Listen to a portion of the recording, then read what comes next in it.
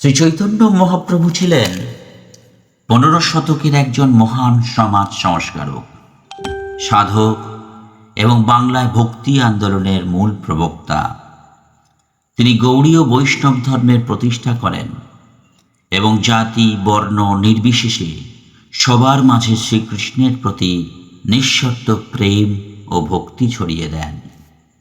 গৌড়ীয় বৈষ্ণব দর্শন অনুসারে তিনি শুধু কৃষ্ণের পরম ভক্তই ছিলেন না, বরং তিনি ছিলেন স্বয়ং রাধা ও কৃষ্ণের মিলিত অবতার গৌরাঙ্গ, যিনি ভক্তরূপে ভক্তির আস্বাদন করতে ধরাধামে এসেছিলেন।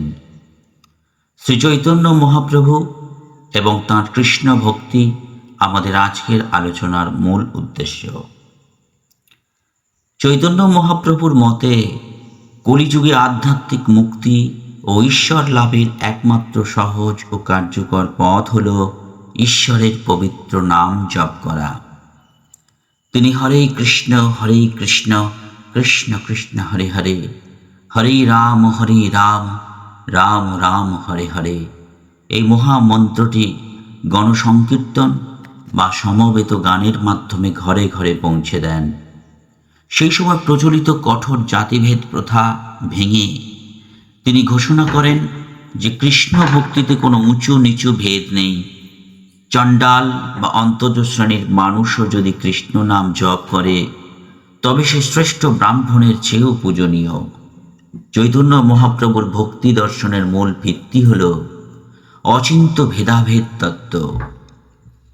এই দর্শন শিক্ষা দেয় যে জীবাত্মা এবং পরমাত্মা গুণগত দিক থেকে এক, অর্থাৎ অভিন্ন, কিন্তু পরিমাণ ও ক্ষমতার দিক থেকে সম্পূর্ণ আলাদা, ভিন্ন।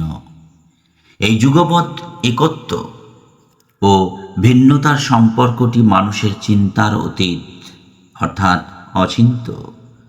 মহাপ্রভু শ্রীকৃষ্ণের প্রতি অসংখ্য সখ্য বাৎসল্য বা দাসের মতো ভক্তির চেয়ে মধুর ভাব বা রাধারানীর ভক্তির প্রেমকে সর্বোত্তম বলে মনে করতেন।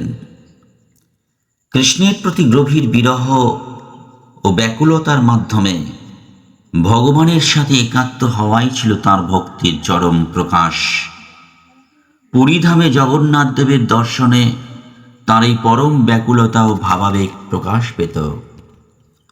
চৈতন্য মহাপ্রভু নিজে কোনো গ্রন্থ রচনা করেননি, তবে তিনি সংস্কৃত ভাষায় 8টি শ্লোক লিখেছিলেন, যা শিক্ষাষ্টক নামে পরিচিত। এই শ্লোকগুলো কি কৃষ্ণ ভক্তির মূল নির্যাস ফুটে উঠেছে। তৃণাদপি শুনিয়েছেন, অর্থাৎ ভক্তকে ঘাসের চেয়েও নম্র হতে হবে। তরৌরিব সহিষ্ণুনা, অর্থাৎ বৃক্ষের মতো সহনশীল হতে হবে। অমানিনা মানদেন, নিজের কোনো সম্মানের আশা না করে অন্যকে সম্মান দিতে হবে। কীর্তনীয় সদা হরি, এই গুণগুলো ধারণ করে সর্বদা শ্রীহরির নাম সংকীর্তন করতে হবে। মহাপ্রভুর নির্দেশে তাঁর প্রধান 6 শিষ্য রূপ গোস্বামী, সনাতন গোস্বামী, রঘুনাথ ভট্ট গোস্বামী, জীব গোস্বামী, গোপাল ভট্ট গোস্বামী এবং রঘুনাথ দাস গোস্বামী হারিয়ে যাওয়া বৃন্দাবন ধাম আবিষ্কার করেন এবং গৌড়ীয় বৈষ্ণব শাস্ত্রের বিশাল ভাণ্ডার রচনা করে কৃষ্ণ ভক্তি আন্দোলনকে সুদৃঢ় তাত্ত্বিক ভিত্তি দান করেন। আপনি শ্রীকৃষ্ণ চৈতন্য মহাপ্রভুর জীবন কাহিনী সম্পর্কে আরও বিস্তারিত জানতে চান? তবে এখনই চ্যানেলটি সাবস্ক্রাইব করে নিন, আর অবশ্যই আপনার গুরুত্বপূর্ণ মতামত জানিয়ে সকলকে উৎসাহিত করুন, আর আমার সাথে উচ্চস্বরে বলুন, হরে কৃষ্ণ।